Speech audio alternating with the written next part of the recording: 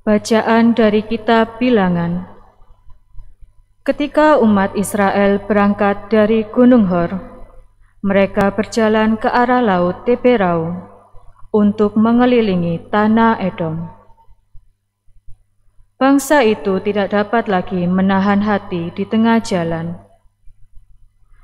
Lalu mereka berkata-kata melawan Allah dan Musa, "Mengapa kamu memimpin kami keluar dari Mesir, supaya kami mati di padang gurun ini? Sebab di sini tidak ada roti dan tidak ada air. Kami telah muak akan makanan hambar ini." Lalu Tuhan menyuruh ular-ular tedung ke antara bangsa itu yang memagut mereka, sehingga banyak dari orang Israel itu mati. Kemudian datanglah bangsa itu mendapatkan Musa dan berkata, "Kami telah berdosa, sebab kami berkata-kata melawan Tuhan dan engkau. Berdoalah kepada Tuhan, supaya dijauhkan ular-ular ini dari kami." Lalu Musa berdoa untuk bangsa itu. Maka berfirmanlah Tuhan kepada Musa, "Buatlah ular tedung dan taruhlah itu pada sebuah tiang. Maka setiap orang yang terpagut, jika ia melihatnya, akan tetap hidup." Lalu Musa membuat ular tembaga dan menaruhnya pada sebuah tiang. Maka jika seseorang dipagut ular, dan ia memandang kepada ular tembaga itu, tetaplah ia hidup.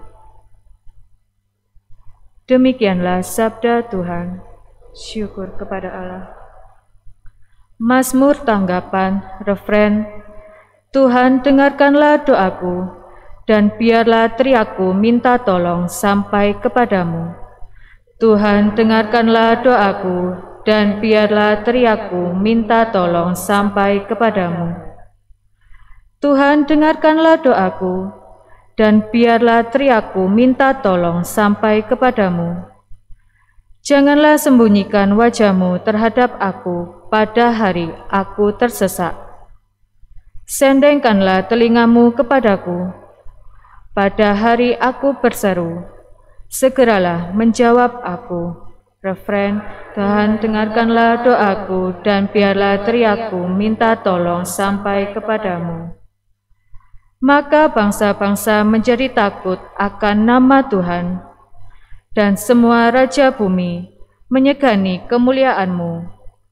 Bila Engkau sudah membangun Sion dan menampakkan diri dalam kemuliaan-Mu, bila Engkau mendengarkan doa orang-orang papa dan tidak memandang hina doa mereka. Refren, Tuhan, dengarkanlah doaku, dan biarlah teriakku minta tolong sampai kepadamu. Terpujilah Kristus Tuhan, Raja mulia dan kekal. Terpujilah Kristus Tuhan, Raja mulia dan kekal. Benih itu adalah sabda Tuhan, penaburnya adalah Kristus. Setiap orang yang menemukan Dia akan hidup selama-lamanya. Terpujilah Kristus Tuhan, Raja mulia dan kekal. Tuhan bersamamu. Inilah Injil suci menurut Yohanes.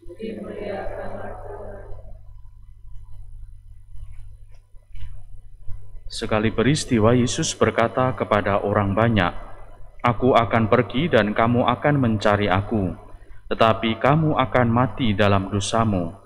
Ke tempat aku pergi tidak mungkin kamu datang."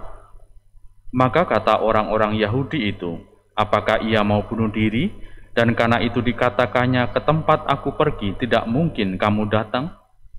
Lalu Yesus berkata kepada mereka, "Kamu berasal dari bawah, aku dari atas. Kamu dari dunia ini, aku bukan dari dunia ini. Karena itu tadi aku berkata kepadamu bahwa kamu akan mati dalam dosamu.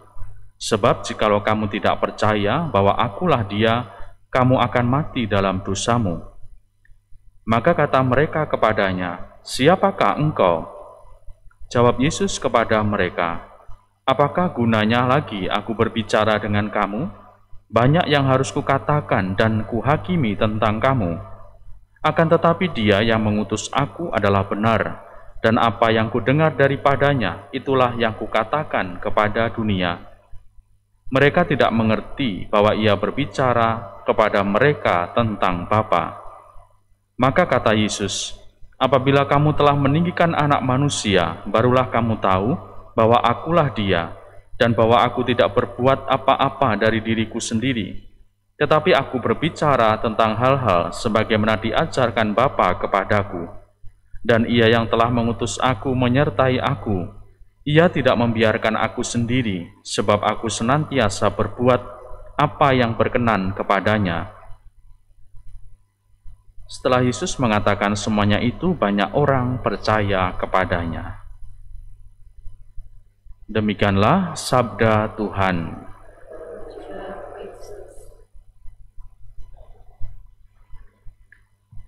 Saudari-saudaraku yang terkasih, memang bukanlah hal yang sederhana bahwa kepercayaan itu melulu urusan manusia.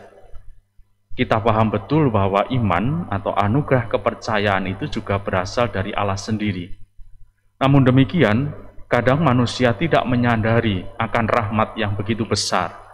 Karena rahmat iman sebenarnya membuka hati kita, membuka mata batin kita untuk bisa mengarahkan diri pada kehendak Allah. Dan dari situ kita semakin menemukan jalan keselamatan, bahkan memang keselamatan yang selalu ditawarkan kepada kita. Saudari-saudaraku yang terkasih, bagaimana kepercayaan kita dalam hidup ini? Bagaimana iman kita akan Kristus? Apakah terus berkembang dan bertumbuh? Di situ pula lah kita mampu akhirnya untuk melihat bagaimana karya Allah hadir dalam hidup kita. Hari ini kita mendengarkan bagaimana Yesus mencoba untuk menjelaskan bagaimana Ia melakukan misinya dan bagaimana orang harus mempercayai Dia.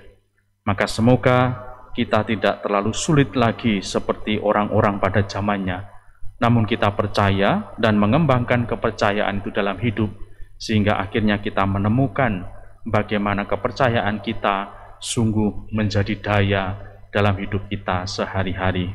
Semoga berkat Allah menyertai kita sekalian.